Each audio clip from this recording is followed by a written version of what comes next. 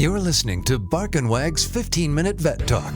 Each week, your host, Polly Requa, interviews veterinarians and individuals in the pet industry from across the nation answering pet questions. Bark and Wag podcast is produced weekly for your enjoyment, and show notes can be found at barkandwag.com under the podcast tab. That's BARKNWAG.com. Please remember to subscribe to Bark and Wag 15-Minute Vet Talk.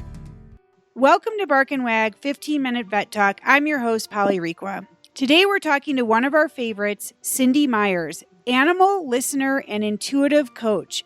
Welcome, Cindy. Thanks, Polly. I'm so glad to have you back on the podcast, and I receive all your emails, and I wanted to have you talk about your Animals and Emotions webinar that's coming up. Yes, I started doing this series of webinars, and I call it Animals and Emotions. And what we cover is we go over what are emotions, first of all, and then how they impact our animals, how they create habits and behavioral issues or illnesses, and then how I can help them clear them out, how we can modify behaviors. I give tips on some tools and techniques that people can use for calming or just soothing their animal or helping them bond or get over various behavioral issues. And I always set aside time for questions and answers, and we even have opportunities to do some intuitive demo readings. So it's a lot of fun. And can you give an example of how a human emotion affects an animal?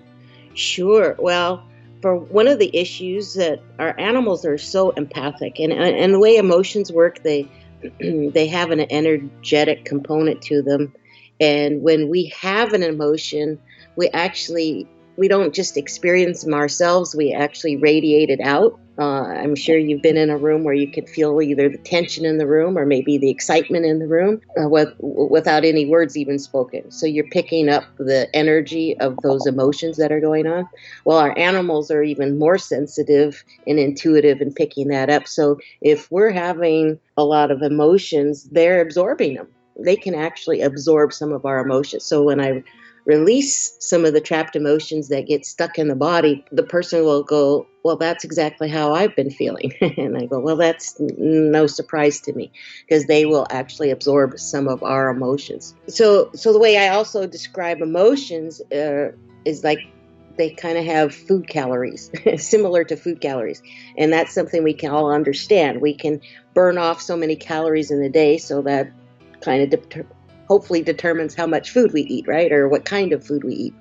And emotions have an emotional calorie to them. So we have emotions all day long, and animals do as well.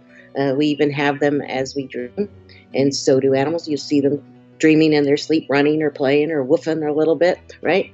So they're having emotions all day long too, and they burn them off just like we do, through their exercise, through normal activities. But if we get more than what we can process out through our normal activities, just like if we eat too much food, those calories have to go somewhere, and those get stuck in our body. And when those emotions get stuck in our body, there's an electromagnetic component to them, and they act like a magnet. So similar emotions will go to that same area that was originally stuck. And that can create either the habit or a physical issue. If they build up enough, there's such a blockage of your normal energy flowing to those spots. It creates like a dam, so your energy can't get to it to move the junk out. And so it can create a health issue. So helping remove those trapped emotions allows the body's natural healing abilities, the natural ability to flow and get those good cells to wherever it needs to be.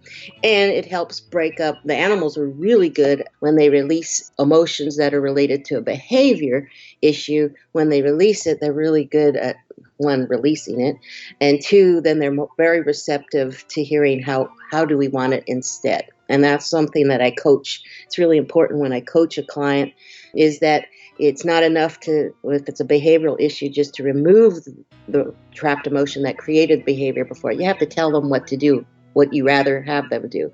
Otherwise, they default back to what they've already known, which is the negative behavior. So I communicate to the animal what we rather have them do, and then it's up to the pet, or the pet owner rather, then to positive reinforce when the animal has done it correctly. So then they can create the new habit. So that's how it all works. No, that's really interesting. How many people do you have that attend? Because you have to be able to be intuitive with the animals, correct? Right. And the last time, and it's all a growing opportunity for me. Last time it was a lot of fun. I asked people ahead of time when they registered. I sent out an email to those that registered if they wanted a pet reading to please send me a picture ahead of time. And then that was much easier for me to tap into. But I usually get around 10, 15. It's growing every time I do it. I seem to get more attendees. So I try and I get to as many as I can. But there may be a point where I may not be able to. But we'll just keep having more of these webinars so I can get to people. Yeah. And so can you read when you have 15 to 20 people and animals? Do you get all of their vibes, or is it too much? No. I've been able to tap into each one. I do it one at a time. So it's like calling somebody. I call them and then I hang up and I call the next one. Oh, okay. Okay. And so how do people register? I have a website link. If they go to my website, Cindy at beananimallistener.com, on the events page, you'll see the different webinars that I'm teaching. Okay, and I'll put that in our show notes as well. And I had a question, since we have one very hyper dog and one very lazy dog. When you're training the dogs, I mean, I'm interested to know how someone or something like Chuck the Pug reflects stress or anxiety coming off of me, because he's just so chill. Well, he may not be as sensitive. Another way I describe it, they're just like humans. Some animals are way more empathic and tuned into us than others. Mm-hmm. So he may tune you out better, and it may not bother him. But there's some others that totally absorb it. My Australian Shepherd definitely is. I mean, I call him my Velcro dog because he wants to be next to me at all times, and he's right at my feet right now, as a matter of fact. And he's so tuned into me that if I allow my stress to get too much, and I'm not, and this is key too, I'm not mindful of it, and I'm spilling it out all over the place, he will get sick. Oh, he will? Yes, he will get. Yep, he's gotten pancreatitis before earlier in my years with him when I had a lot of life situation happening, and it was like, okay, I gotta take responsibility of my stuff and tell him, don't take my stuff on.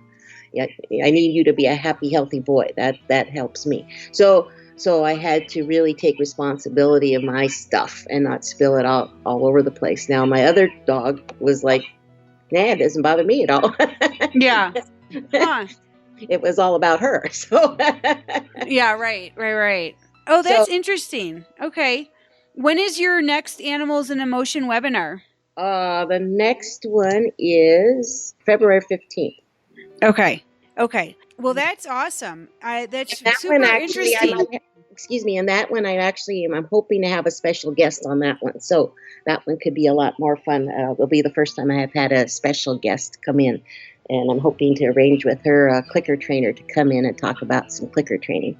Oh, great. Oh, how super. Is there anything else that you would like to talk about the Animals and Emotion webinar to get clients to register? Well, again, if you're not sure what I do and you just want to learn more about how emotions impact your animals, it's a great little webinar. It's free.